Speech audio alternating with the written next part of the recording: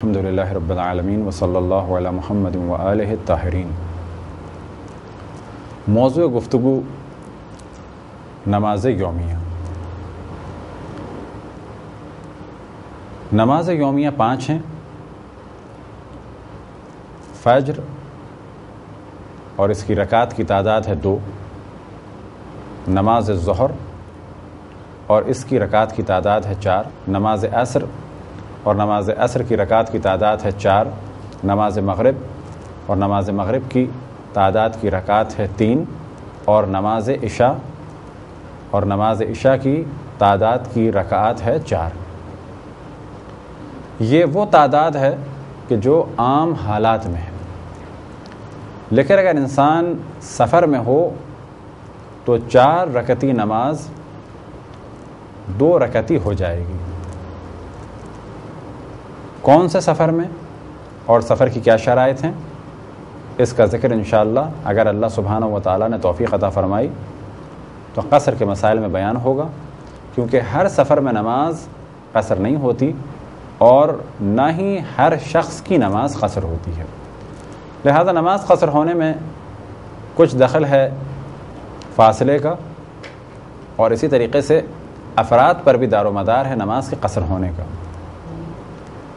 یعنی کچھ افراد ایسے ہیں کہ ان کی نماز قصر نہیں ہوتی، مثال کے طور پہ کہ جو گناہ کے لیے سفر کر رہے ہوں،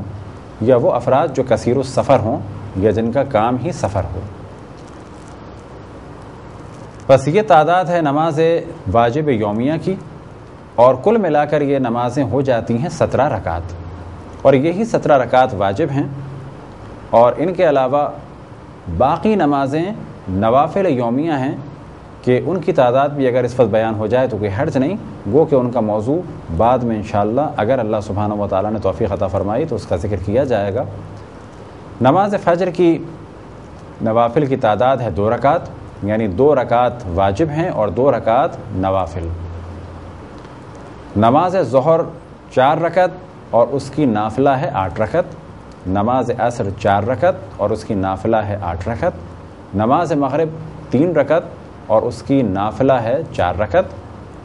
اور نماز عشاء 4 رکعت اور اس کی نافلہ ہے 2 رکعت۔ اور اگر ان میں ملایا جائے نوافل شب یعنی رات کی نوافل کہ جن کو مجموعاً کہا جاتا ہے نماز تہجد، گو کہ ان کی تعداد کل ملا کے ہو جاتی ہے 52، لیکن عام طور پہ کہا جاتا ہے 51، یعنی سب ملا کے یہ ہو جاتی ہیں 52، لیکن عام طور پہ کہا جاتا ہے 51۔ نوافل شب کی تعداد ہے 11 رکعت، کل ملا کر یہ 52 رکعت، لیکن ان کو کاؤنٹ کیا جاتا ہے 51 رکعت، اور وجہ یہ ہے کہ 2 رکعت نوافل عشاء کو واجب ہے کہ بیٹھ کے پڑھا جائے، اور کیونکہ اس کا بیٹھ کے پڑھنا واجب ہے تو اس کو عام طور پہ 1 کاؤنٹ کیا جاتا ہے۔ یہ ہے کل تعداد نماز واجب یومیہ کی اور نوافل یومیہ کی۔ اب انشاءاللہ تدریجاً مختلف موضوعات کو آپ کی خدمت میں بیان کیا جائے گا۔ خداوند تبارک و تعالیٰ سے دعا ہے کہ بحق محمد وآل محمد ہمیں اپنے رسول اپنی حجتوں خصوصاً امام زمان علیہ الصلوۃ والسلام کی معرفت اور اطاعت کی توفیق عطا فرمائے۔ وصلی اللہ علی محمد وآلہ الطاہرین۔